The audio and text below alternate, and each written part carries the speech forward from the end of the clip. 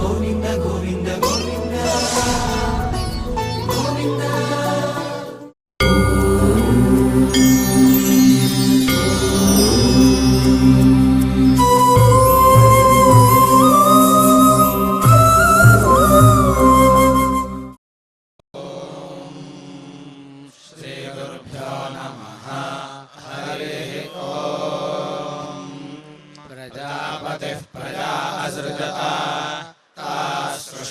समश्लिष्यन्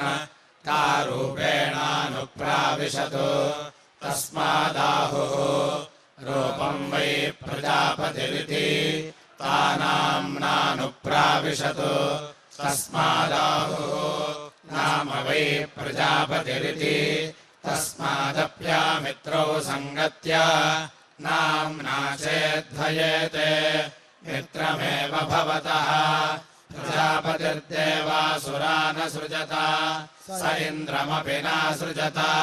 तन्देवा अब्रुवन् इन्द्रन्नो जनयेति स आत्मन्निन्द्रमपश्यतु तमसृजत तन्द्रष्टुग्वीर्यम् भूत्वानुप्राविशतु तस्य वज्रः 15 हस्त आपद्यत तेनो दैयासुरानभ्यभवत् य एवं वेद अभिभ्रातृव्यान् भवति ते देवा असुरैर्विजित्य स्वर्गं लोकमायन् ते मुष्मिल्लोके व्यक्षुध्यन् ते ब्रुवन् अमुतः प्रदानं वा उपजिजीविमेति ते सप्तहोतारं यज्ञं विधायायास्यम् आङ्गीरसं प्राहिण्वन् एतेनामुत्र कल्पयेति तस्य वा इयं वृत्तिः यदिदं किञ्च य एवं वेद कल्पते स्मै स वा अयं मनुष्येषु यज्ञः सप्तहोता अमुत्र सद्भ्यो देवेभ्यो हव्यं वहति य एवं वेद उपैनं यज्ञो नमति सोमन्यत अभिवा इमेऽस्माल्लोकादमुल्लोकं गमिष्यन्त इति स वाचस्पते हृदि दिव्याहरत् तस्मात् पुत्रो हृदयम् तस्मादस्माल्लोकादमुल्लोकं नाभिकामयन्ते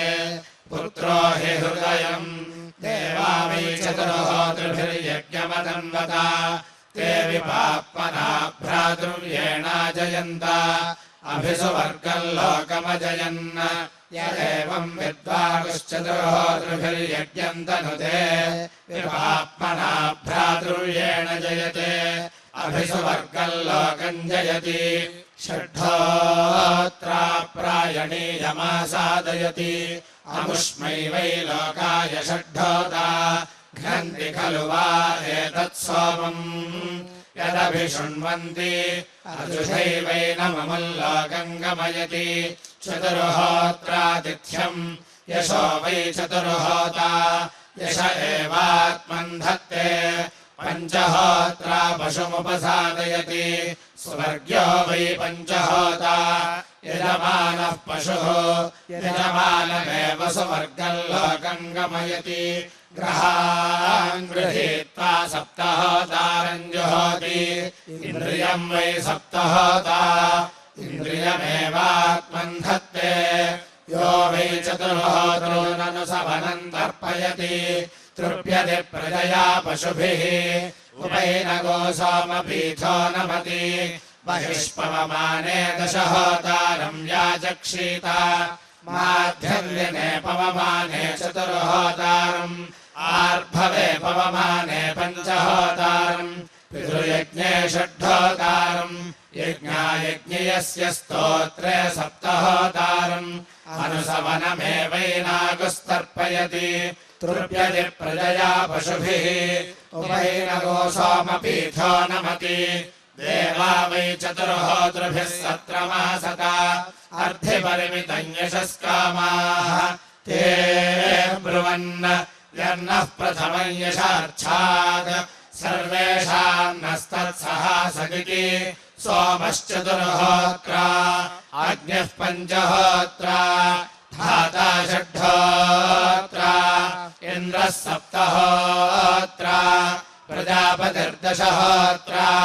तेषागो सोमगो राजानञ्जशार्च्छत् कन्यकामयता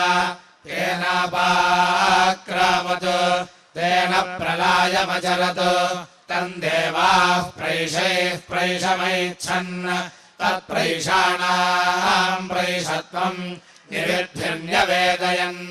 तन्निविदान्निवित्वम् आप्रेभिराप्नुवन् तदा प्रीणामाप्रित्वम् तमघ्नन् तस्य यशो व्यगृह्णत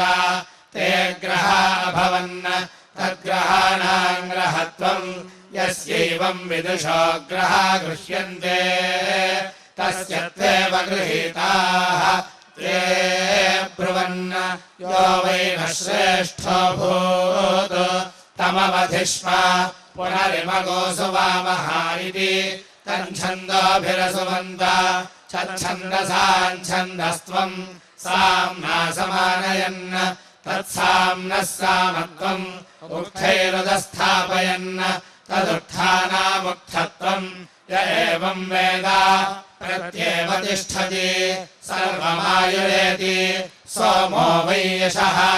य एवम् विद्वान् सोममागच्छति यश एवैनमुच्यति तस्मादाहुः यश्चैवम् वेद यश्च न तावुभौ सोममागच्छतः सोमो हि यशः तन्द्वावयशार्च्छतीत्याहुः यः सोमे सोमम् प्राहेति तस्मात् सोमे सोमः प्रोच्यः यश एवैनमृच्छति इदम् वा अग्रे नैव किञ्चनासीत्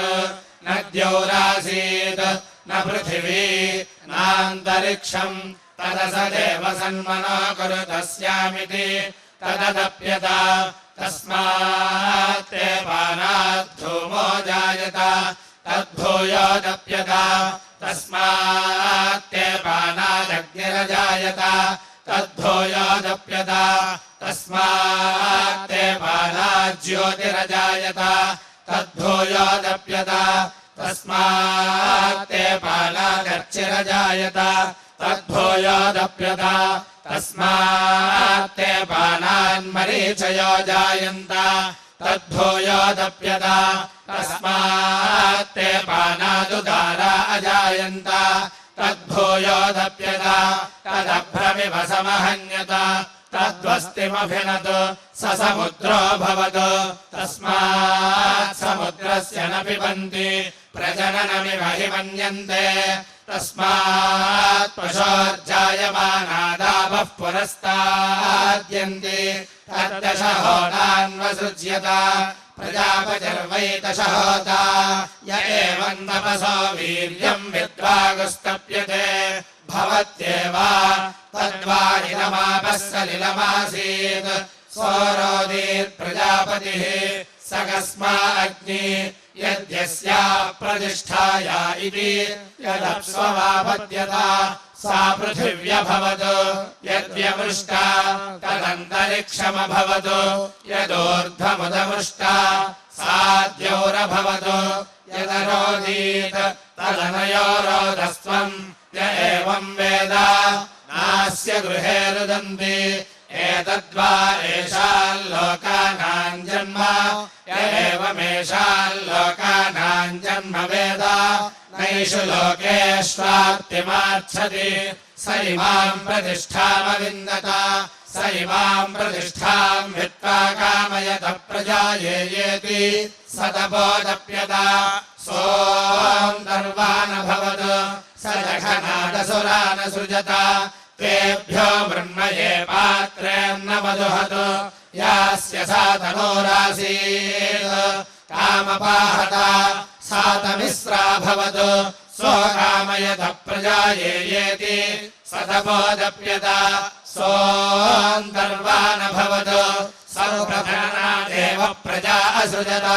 तस्मादिमा भूयिष्ठाः प्रजननाध्ययना असृजत ताभ्यो दारुमये पात्रे पयोदहत् यास्य सा तनोरासीत् तामपाहत सा जोत्स्नाभवत् सोऽकामयत प्रजायेति स तपोदप्यत सोऽन्तर्वाणभवतु स उपभक्षाभ्यामेवर्तो न सृजत तेभ्यो रजते पात्रे घृतमदुहतु यास्य सा तनोरासीत् तामपाहत सोऽहोरात्रयोः सन्धिरभवतु सोऽकामयथ प्रजायेति सतपोदप्यत सोऽन्तर्वाणभवतु समुखाद्देवानसृजत तेभ्यो हरिते पात्रे सोममदुहतु यास्य सा तनोरासीत् तामपाहत कलहरभवतु एते वै प्रजापतेर्दोहाः य एवं वेद दुह एव प्रजाः दिवा वै नो भूतिति तद्देवानां देवत्वम् य एवं देवानां देवत्वं वेद देववानेव भवति एतद्वा अहोरात्राणां जन्म य एवमहोरात्राणां जन्म वेद नाहोरात्रेष्वात्तिमार्च्छति असतोऽधिमनो सृज्यत मनः प्रजापतिमसृजत प्रजापतिः प्रजा असृजत तद्वा इदं मनस्येव परमं प्रतिष्ठितम् यदिदं किञ्च तदेतत्सोऽवस्य सन्नाम ब्रह्म युच्छन्ति युच्छन्त्यस्मै वस्य सीवस्य सीव्युच्छति प्रजायते प्रजया पशुभिः परमेष्ठिनो मात्रामाप्नोति य एवं वेद प्रजापतिरिन्द्रमसृजतानुजा वरम् देवानाम् तम् प्राहिणात् परेहि एतेषाम् देवानामधिपतिरेधीति तन्देवा अब्रुवन् कस्त्वमसि वयम् वै त्वच्छ्रेयागोऽस्म इति सोऽब्रवीत् कस्त्वमसि वयम् वै त्वच्छ्रेयागोऽस्म इति मा देवा अवोचन्निति अथवा इदन्तरिः प्रजापतौ हर आसीत् यदस्मिन्नादित्ये तदेनमब्रवीत् एतन्मे प्रयच्छ अथाहमेतेषाम् देवानामधिपतिर्भविष्यामीति कोऽहग्रस्यामित्यब्रवीत् एतत्प्रदायेति एतत्स्या इत्यब्रवीत् यदेतद्ब्रवीषीति को ह वै नाम प्रजापतिः य एवम् वेद विदुरेणन्नाम्ना तदस्मै रुक्मम् कृत्वा प्रत्यमुञ्चतु ततो वा इन्द्रो देवानामधिपतिरभवत् य एवम् वेद अधिपतिरेव समानानाम् भवति सोमन्यत किम् किम् वा अकरमिति स चन्द्रम् आहारेति प्रालभत तच्चन्द्रमसश्चन्द्रमस्त्वम् य एवम् वेद चन्द्रवानेव भवति तयुदेवा अब्रुवन् सुवीर्यो मर्या यथा गोपायत इति तत्सूर्यस्य सूर्यत्वम् य एवम् वेद नैनम् दभ्रोति कश्चनास्मिनु वा इदमिन्द्रियम् प्रत्यस्थादिति तदिन्द्रस्येन्द्रत्वम् य एवम् वेद इन्द्रियाव्येव भवति अयम् वा इदम् परमो भूतिति तत्परमेष्ठिनः परमेष्ठित्वम् य एवम् वेद परमामेव काष्ठाम् गच्छति तन्देवाः समन्तम् पर्यविशन् वसवः पुरस्तात् रुद्रा दक्षिणतः आदित्याः पश्चात् विश्वे देवा उत्तरतः अङ्गिरसः प्रत्यञ्चम् साध्याः पराञ्चम् य एवम् वेद उपैरगोसमानाः संविशन्ति स प्रजापतिरेव भूत्वा प्रजा आवयत् तास्मै नातिष्ठन्तान्नाद्याय तामुखम् पुरस्तात् पश्यन्तीः दक्षिणतः पर्यायन् स दक्षिणतः पर्यवर्तयत तामुखम् पुरस्तात् पश्यन्तीः मुखम् दक्षिणतः पश्चात् पर्यायन् स पश्चात् पर्यवर्तयत तामुखम् पुरस्तात् पश्यन्तीः मुखम् दक्षिणतः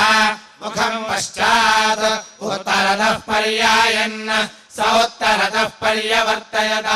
ता मुखम् पुरस्तात् पश्यन्ति मुखम् दक्षिणतः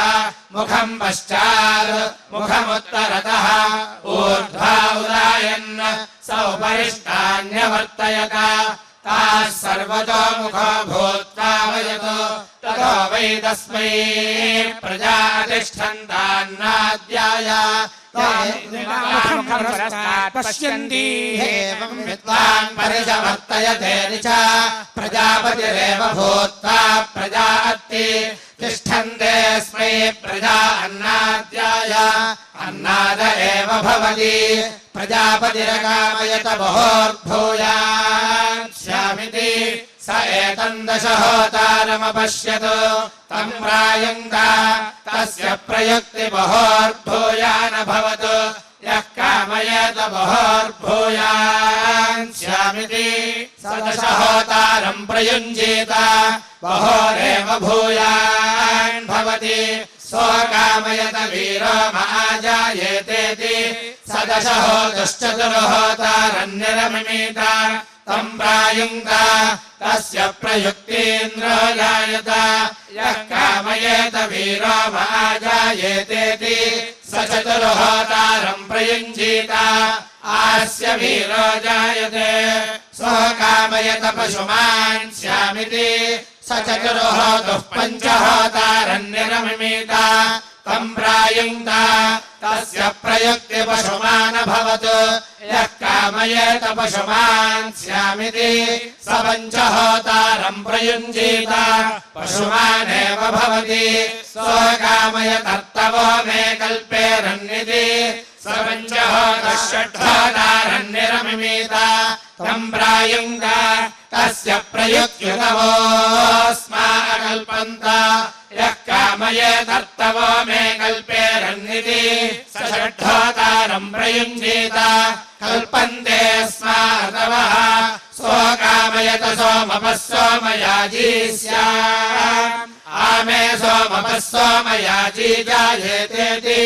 षड्होतः सप्तहोतारन्निरमिमीत तम् प्रायुङ्क्त तस्य प्रयुक्ति सोमपः सोमयाज्य भवतु आस्य सोमपः सोमयाज्य जायत यः कामयेत सोमपः सोमयाजी स्यात् आमे सोमपः सोमयाजी जायेतेति स सप्तहोतारम् प्रयुञ्जीत सोमप एव सोमयाजी भवति आस्य सोमपः सोमयाजी जायते स वा एष पशुः पञ्चधा प्रतिष्ठति पद्भिर्मुखेन ते देवाः पशून्भित्वा स्वर्गम् लोकमायन् ते मुष्मिल्लोके व्यक्षुध्यन् ते ब्रुवन् अमृतः प्रदानम् वा उपजिजीविमेति ते सप्तहोतारम् यज्ञम् विधाय यास्यम् आङ्गीरसम् ब्राह्मन् एतेनामुत्र कल्पयेति तस्य वा इयम् वृत्तिः यदिदम् किञ्च य एवम् वेद कल्पतेऽस्मै स वा अयम् मनुष्येषु यज्ञः सप्तहोता अमुत्र सद्भ्यो देवेभ्यो हव्यम् वहति स एवम् वेद उभयैरम् यज्ञो नमति यो वै चतुर्होतॄणाम् निदानम् वेद निदानवान् भवति अग्निहोत्रम् वै दशहोतुर्निदानम् दर्शपूर्णमासो चतुर्होतुः चातुर्मास्यानि पञ्चहोतुः पशुबन्धः षड्होतुः सौम्योद्धरः सप्तहोतुः एतद्वै चतुर्होतॄणाम् निदानम् एवम् वेद निदानवान् भवति गुरुभ्यो नमः हरिः ओम् ब्रह्मवादिनो वदन्ति किम् चतुर्होतॄणाम् चतुर्होतृत्वमिति यदेवैष चतुर्धा होतारः तेन चतुर्होतारः तस्माच्चतुर्होतार उच्यन्ते तच्चतुर्होतॄणाम् चतुर्होतृत्वम् सोमो वै चतुर्होता अग्निः पञ्चहोता धाता षड्होता इन्द्रः सप्तहोता प्रजापतिर्दशहोता य एवम् चतुर्होतृणा वृद्धिम् वेद अर्धात्येव य एषामेवम् बन्धुताम् वेद बन्धुमान् भवति य एषामेवम् वृत्तिम् वेद कल्पतेऽस्मै य एषामेवमायतनम् वेद आयतनवान् भवति य एषामेवम् प्रतिष्ठाम् वेद प्रत्येव तिष्ठति ब्रह्मवादिनः वदन्ति दशहोता चतुर्होता पञ्चहोता षड्होता सप्तहोता अथ कस्माच्चतुर्होता न उच्यन्त इति इन्द्रो वै चतुर्होता इन्द्रः खलु वै श्रेष्ठो देवतानामुपदेशनात् य एवमिन्द्रज्ञः श्रेष्ठम् देवतानामुपदेशनात् वेद वसिष्ठः समानानाम् भवति तस्मात् श्रेष्ठमायन्तम् प्रथमेनैवानुबुध्यन्ते अयमागन्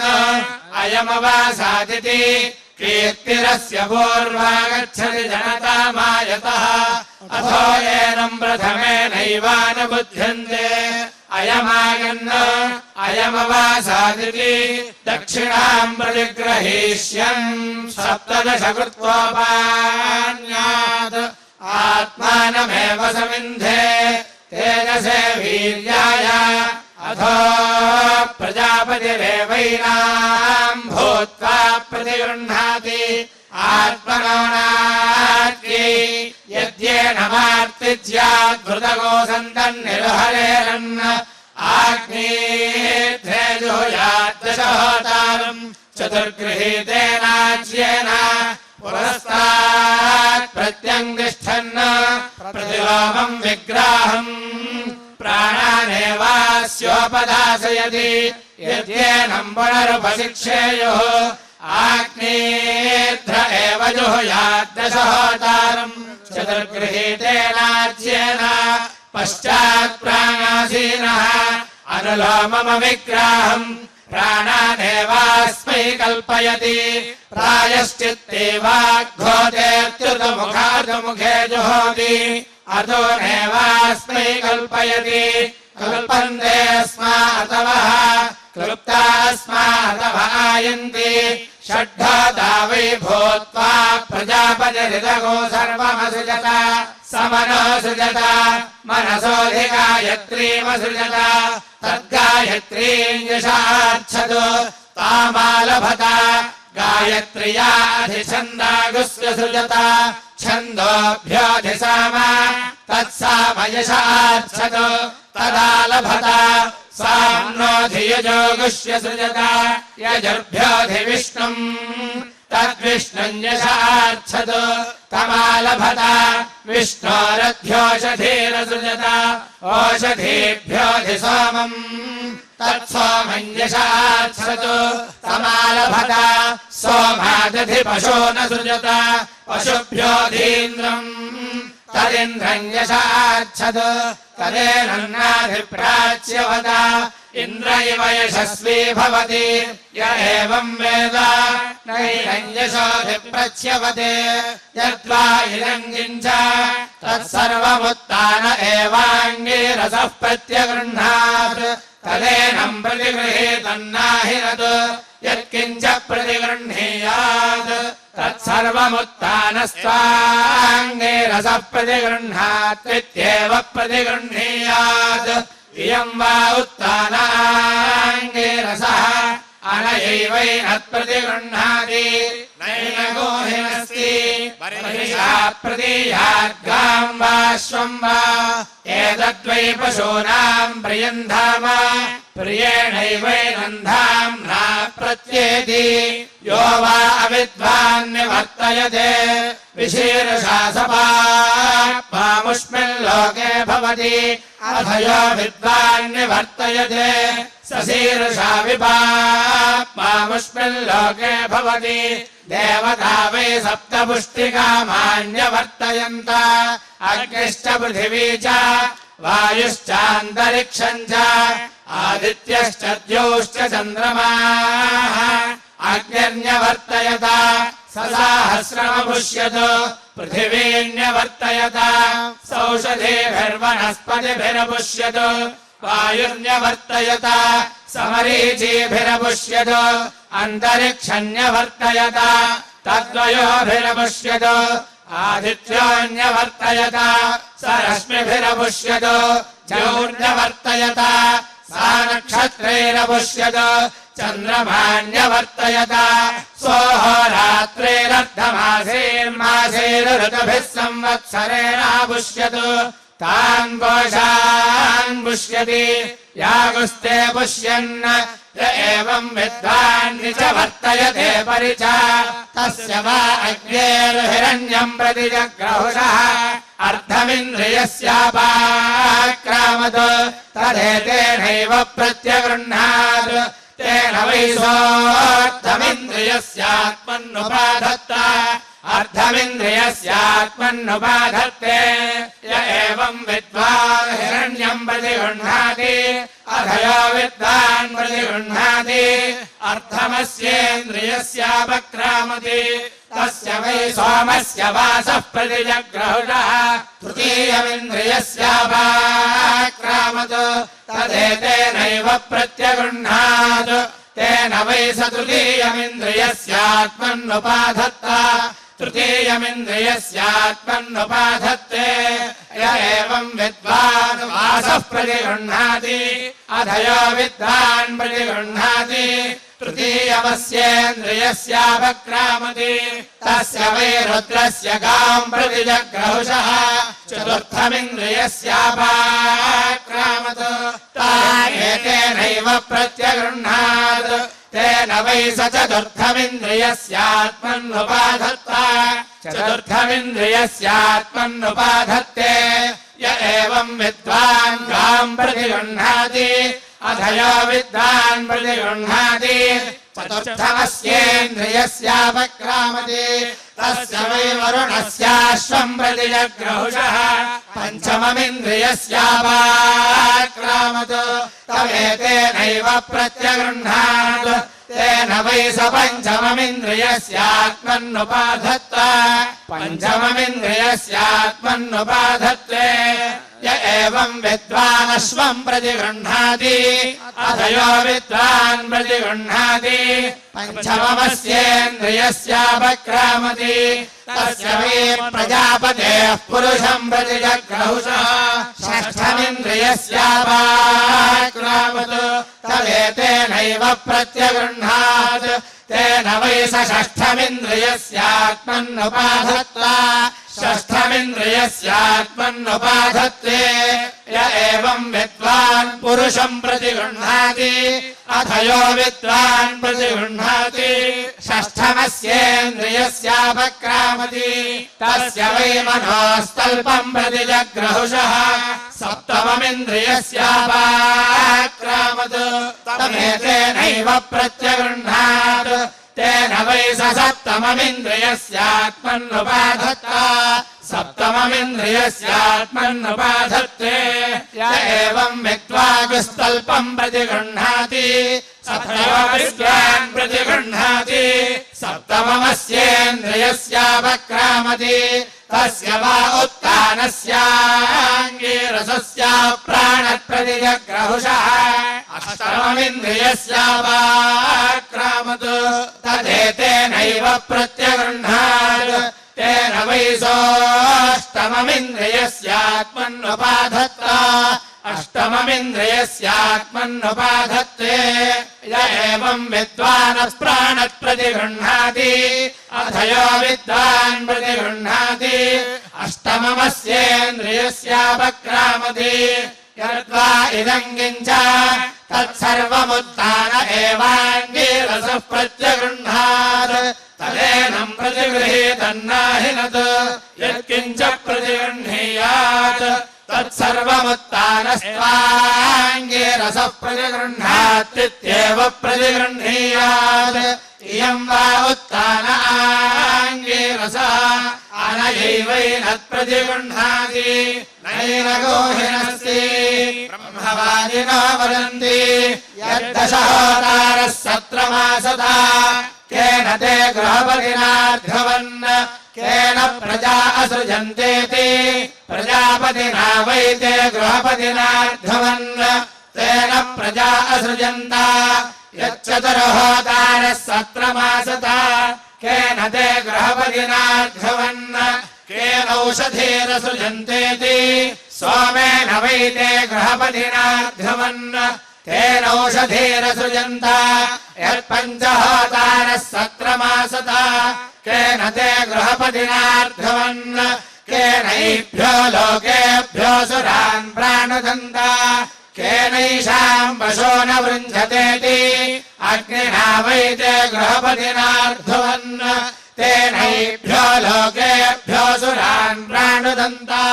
तेनैषाम् वशो न वृञ्जता यच्छड्ढोतारः सत्रमासता केन ते गृहपतिनार्घवन् केनर्तो न कल्पयन्तेति धात्रा वै ते गृहपतिनार्घवन् तेनर्तो न कल्पयन्ता यत्सप्तहोतारः सत्रमासता केन ते गृहपतिनार्घवन् केन सुमरायन् केनेवाल्लोकान् समतन्वन्निति अर्यम्णा वै ते गृहपतिनार्घवन् तेन सुमरायन् तेनेवाल्लोकान् समतन्वन्निति एते वै देवा गृहपतयः तार्य एवं विद्वान् अप्यन्यस्य गारः पते दीक्षते अवान्तरमेव सत्रिणा वृद्धोति यो वा अर्यमणम् वेद दानकामा अस्मै प्रजा भवन्ति यज्ञो वा अर्यमा आर्यावसतिरिति वै तवाहुर्यम् वृषगो सन्ति आर्यावसतिर्भवति य एवम् वेद इदम् किञ्च तत्सर्वम् चतुर्होतारः चतुर्होतृभ्योऽधियज्ञो निर्मितः स य एवम् विद्वान् विवदेत अहमेव भूयो वेद यश्चतुर्होतॄनुवेदेति स ह्येव भूयो वेद यश्चतुर्होतॄनुवेद यो वै चतुर्होतॄणागोहोतॄनुवेद सर्वासु प्रजास्वन्नमत्ति सर्वादिशोऽभिजयति प्रजापतिर्वै दशहोतॄणागोहोता सोमश्चतुर्होतॄणागोहोता अग्निः पञ्चहोतॄणागोहोता धाता षट्होतॄणागोहोता अर्यमा सप्तहोतॄणागोहोता एते वै चतुर्होतॄणागोहोतारः तार्य एवम् वेद सर्वासु प्रजास्वन्नमत्ति सर्वादिशोऽभिजयति प्रजापतिः प्रजा सृष्ट्वा व्यस्रगोसता सहृदयम् भूतोषयतु आत्मनः इत्यर्पयतु आपः प्रत्यशृण्वन् ताग्निहोत्रेणैव यज्ञक्रतुनोपपर्यावर्तन्त ताः कुसिन्धमुपोहन् तस्मादग्निहोत्रस्य यज्ञक्रतोः एकहत्तिको चतुष्कृत्वोऽह्मयतु अग्निर्वायुरादित्यश्चन्द्रमाः ते प्रत्यशृण्वन् ते दर्शपूर्णमासाभ्यामेव यज्ञक्रतुनोपपर्यावर्तन्त तौपोऽग्निश्चत्वार्यङ्गानि तस्माद्दर्शपूर्णमासयोर्यज्ञक्रतोः चत्वार अर्त्रिजः पञ्चकृत्वोऽह्मयतु पशवः प्रत्यशृण्वन् ते चातुर्मास्यैरेव यज्ञक्रतुनोपपर्यावर्तन्त तौपोऽहल्लोमछवीम् मागोसमस्थिमज्जानम् तस्माच्चातुर्मास्यानाम् यज्ञक्रतोः पञ्चत्रिदः षट्कृत्वोऽह्मयतु अतः प्रत्यशृण्वन् ते पशुबन्धेनैव यज्ञक्रतुनोपपर्यावर्तन्त तौपोऽहंस्तराभाण्डौ शिष्णमवाञ्चम् प्राणम् तस्मात् पशुबन्धस्य यज्ञक्रतोः षट्त्रिदः सप्तकृत्वाह्मयतु होत्राः प्रत्यशृण्वन् ताः सौम्येनैवाध्वरेण यज्ञ यज्ञक्रतुनापपर्यावर्तन्त ता उपोहन् सप्तशीर्षण्यान् प्राणान् तस्मात् सौम्यस्याद्धरस्य यज्ञक्रतोः सप्तहोत्राः प्राचीर्वषट्कुर्वन्ति दशगुत्वाह्वयत् तवः प्रत्यशृणोत् तत्कर्मणैव संवत्सरेण सर्वैर्यज्ञक्रतुभिरुपपर्यावर्तत तत्सर्वमात्मानमपरिवर्गमुपोहतो तस्मात् संवत्सरे सर्वे यज्ञक्रतवो वरुध्यन्ते तस्मात् दशहोता चतुर्होता पञ्चहोता षड्होता सप्तहोता एकहोत्रे बलिगो हरन्ति हरन्त्यस्मै प्रजाबलिम् ऐनमप्रतिख्यातम् गच्छति य एवम् वेद प्रजापतिः पुरुषमसृजत सोऽग्निरब्रवीत् ममायमन्नमस्त्विति सोऽबिभेत् सर्वम् वै मायम् प्रधक्ष्यतीति स एतागुश्चतुर्होतॄनात्मस्मरणानपश्यत् तानजुहोत् तैर्वै स आत्मानमस्पृणोत् यदग्निहोत्रम् जुहोति एकहोतारमेव तद्यज्ञक्रतुमाप्नोत्यग्निहोत्रम् कुसिन्धम् चात्मनस्पृणोति आदित्यस्य दशायुज्यम् गच्छति चतुरुन्नयति चतुर्होतारमेव तद्यज्ञक्रतुमाप्नोति दर्शपूर्णमासौ चत्वारि चात्मनोऽङ्गानि स्पृणोति आदित्यस्य दशायुज्यम् गच्छति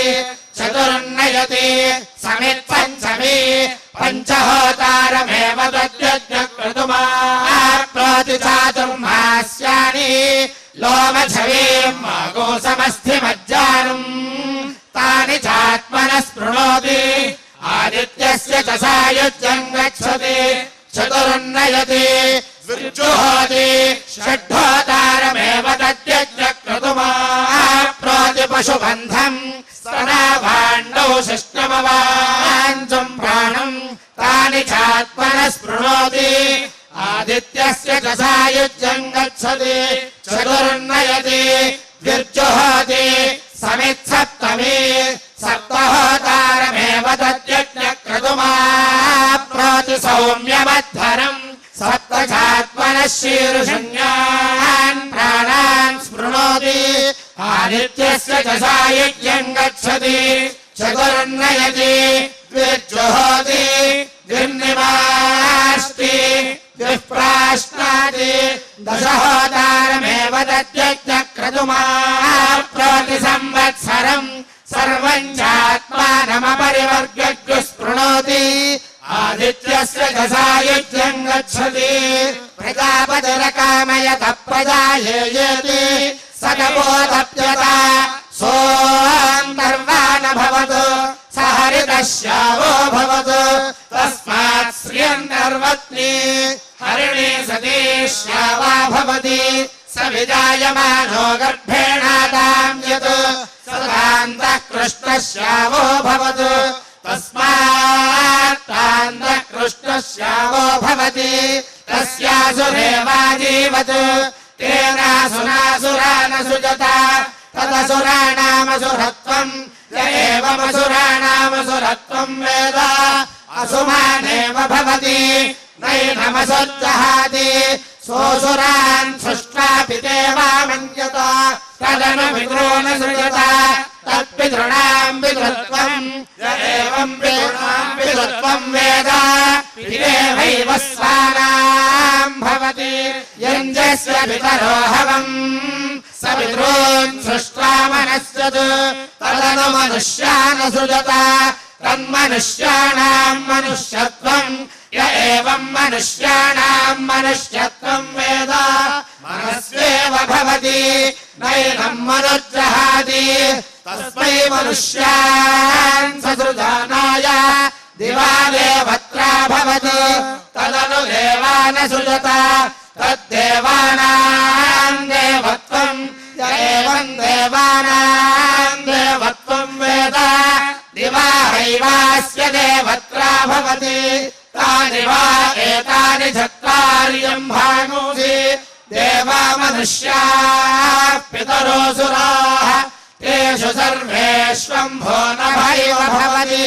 य एवम् वेद ब्रह्मवादिनो वदन्ति यो वा इमम् विद्यात् यतोऽयम् पवते यदभिपवते यदभिसम्भवते सर्वमायुर्यात् न पुरायुषः प्रमीयेत पशुमान् स्यात् विन्देत प्रजा यो वा इमम् वेद यतोऽयम् पवते यदभिपवते यदभिसम्भवते सर्वमायुरेति न पुरायुषः प्रमीयते पशुमान् भवति विन्दते प्रजाम् अद्यः पवते अपोऽभिपवते अपोऽभिसम्भवते अस्याः पवते इमामभिपवते इमामभिसम्भवते अग्नेः पवते अग्निमभिपवते अग्निमभिसम्भवते अन्तरिक्षात् पवते अन्तरिक्षमभिपवते अन्तरिक्षमभिसम्भवते आदित्यात् पवते आदित्यमभिपवते आदित्यमभिसम्भवते योः पवते दिवमभिपवते दिवमभिसम्भवते दिग्भ्यः पवते दिशोऽभिपवते दिशोऽभिसम्भवते स यत्पुरस्ताद्वाति प्राण एव भूत्वा पुरस्ताद्वाति तस्मात् पुरस्ताद्वान्तम् सर्वाः प्रजाः प्रतिनन्दन्ति प्राणो हि प्रियः प्रजानाम् प्राण इव प्रियः प्रजानाम् भवति य एवम् वेद स वा एष प्राण एव अथ यद्दक्षिणतो वाति मातरिष्वैव भूत्वा दक्षिणतो वाति तस्मात् दक्षिणतो वान्तम् विद्यात् सर्वादिश आवादि सर्वादिशो न विवादि सर्वादिशो न संवादीति स वा एष मातरिष्वैव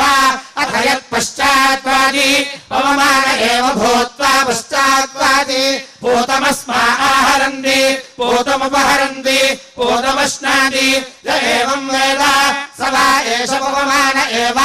अथ यदुत्तरतो वाति सविदेव भूत्वा त्वरतो वाति सविदेव स्वानाम् भवति य एवम् वेद स वा एष सविदेव ते एवम् परस्तादायन्तमुपवदन्ति य एवास्य पुरस्तात् पाप्मानः तागुस्ते बध्नन्ति पुरस्तादितरान् पाप्मनः सृजन्ति अथ य एवम् दक्षिणत आयन्तमुपवदन्ति य एवास्य दक्षिणतः पाप्मानः तागुस्ते बध्नन्ति दक्षिणतरान् पाप्मनः सृजन्ति अथ य एवम् पश्चादायन्तमुपवदन्ति य एवास्य पश्चात् पाप्मानः तागुस्ते बध्नन्ति पश्चादितरान् पाप्मनः सृजन्ति अथ य एवमुत्तरत आयन्तमुपवदन्ति य एवास्योत्तरतः पाप्मानः तागुस्ते बध्नन्ति उत्तरतैतरान् पाप्मनः सृजन्ति तस्मादेवम् विद्वान् देवनृत्येत् प्रेमधरेत् यस्यैवाक्षो भाषेत मण्डयेत् वा राधयेत् वा शृङ्गायेत् वा उतमोपवदेयुः उतमे पाप्मानोपहन्यहृदि यदान्दिशको सन्निवेश्यन् स्यात् यदादान्दिशं वातो भायात् अथ प्रभेयात् प्रमाधावयेत् सातमेव रजतम् योढम् गन्धमभिप्रच्यवते आस्यदन्यनफलम् पूर्वागीर्तिर्गच्छति दानकामास्मै प्रजा भवन्ति य एवम् वेद प्रजापतिः सोमको राजा नमसृजत् निकामे निकामे नो नो निकामे निकामे निकामे निकामे नः पर्जन्यः पर्जन्यो नो निकामे निकामे निकामे निकामे नः पर्जन्यः निकामे निकामैति निकामे निकामे नः पर्जन्यः पर्जन्यो नो नः पर्जन्यो वर्षतु वर्षतु पर्जन्यो नो नः पर्जन्यो वर्षतु पर्जन्यो वर्षतु वर्षतु पर्जन्यः पर्जन्यो वर्षतु फलिन्यः फलिन्यो वर्षतु पर्जन्यः पर्जन्यो वर्षतु फलिन्यः वर्षतु फलिन्यः फलिन्यो वर्षतु वर्षतु फलिन्यो नः फलिन्यो वर्षतु वर्षतु फलिन्यो नः फलिन्यो नः फलिन्यः फलिन्यो न ओषधय ओषधयो नः फलिन्यः फलिन्यो न ओषधयः न ओषधय ओषधयो नो न ओषधयः पच्यन्ताम् पच्यन्ताम् ओषधयो न ओषधयः पच्यन्ताम् ओषधयः पच्यन्ताम् पच्यन्ताम् ओषधय ओषधयः पच्यन्ताम् योग योगक्षेमो योगक्षेमः पच्यन्तामोषधयः पच्यन्ताम् योगक्षेमः पच्यन्ताम् योगक्षेमो योगक्षेमः पच्यन्ताम् योगक्षेमो नो योगक्षेमः पच्यन्ताम् योगक्षेमो नः योगक्षेमो नो योगक्षेमो नः कल्पदाम् न योगक्षेमो नः कल्पदाम् योगक्षेम इति योगः क्षेमः न कल्पदाम् न कल्पदामिति कल्पदाम् अज्ञानो देवसवितः यावत्सावे सौभगम् परादुष्टप्रियगोसुमा विश्वानि देवसवितः दुरितानि